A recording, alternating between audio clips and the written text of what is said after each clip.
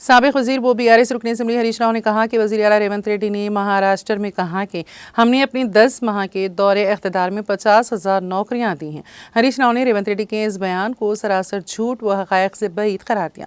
हरीश राव ने साबिक वजीर दाखिला मोहम्मद महमूद अली के हमरा तेलंगाना भवन में मीडिया से खिताब किया।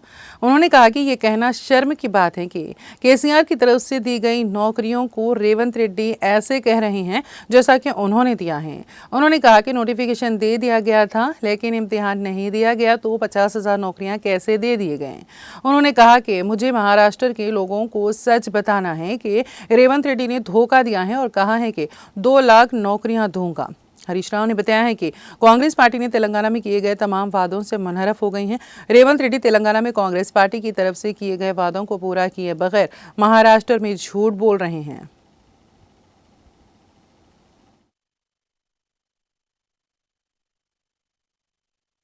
అన్ని పత్రికల్లో 2 lakh appointments in the first year అని కాంగ్రెస్ పార్టీ ఇచ్చిన అడ్వర్టైజ్మెంట్లు మీరే ఇక్కడ చూశారు. ఇప్పుడు ఆయన స్వయంగా చెప్పిండు ఇందిరమ్మ రాజ్యంలో ఒక్క సంవత్సరంలో 2 లక్షల ప్రభుత్వ ఉద్యోగాలు ఇస్తామన్నాడు.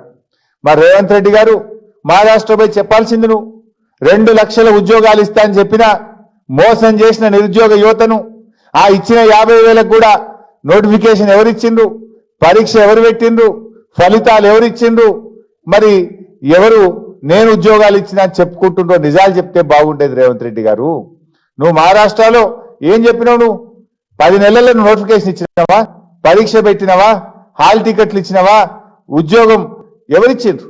ఇవన్నీ చేసింది బీఆర్ఎస్ ప్రభుత్వం. నువ్వు వచ్చిన తర్వాత నోటిఫికేషన్లు ఇచ్చింది లేదు, ఇచ్చిన మాట ప్రకారంగా 2 లక్షల ఉద్యోగాలు ఇచ్చింది లేదు. ఏ అశోక్ నగర్ సెంట్రల్ లైబ్రరీలో రాహుల్ గాంధీ గారు రేవంత్ రెడ్డి గారు వెళ్లి మాట ఇచ్చిండ్రో ఆ అశోక్ నగర్ సెంట్రల్ లైబ్రరీకి పోలీసులను పంపించి ఆ పిల్లల ఈపులు కమిలిపోయేటట్టు కొట్టించిన చరిత్ర కాంగ్రెస్ పార్టీది, రేవంత్ రెడ్డిది. ఆ పిల్లల్ని అర్ధరాత్రి పూట ఆడపిల్లల్ని అరెస్ట్ చేసినటువంటి చరిత్ర కాంగ్రెస్ పార్టీది. అడిగిన దానికి ఇవాళ కనీసం సమాధానం చెప్పలేదు. ఈ విషయం ఎందుకో మహారాష్ట్రలో చెప్పవు. జీవో 29 పెట్టి ఎస్సీ ఎస్టీ బీసీలకు అన్యాయం చేసిన, అడిగితే ప్రశ్నిస్తే ఈపులు వలగొట్టినాయని చెప్పి నువ్వు మహారాష్ట్రలో చెప్పుకునేది ఉండే కదా రేవంత్ రెడ్డి గారు. అవెందుకో చెప్పబోతివి? మరి నిజాలు చెప్పాలి కదా నువ్వు.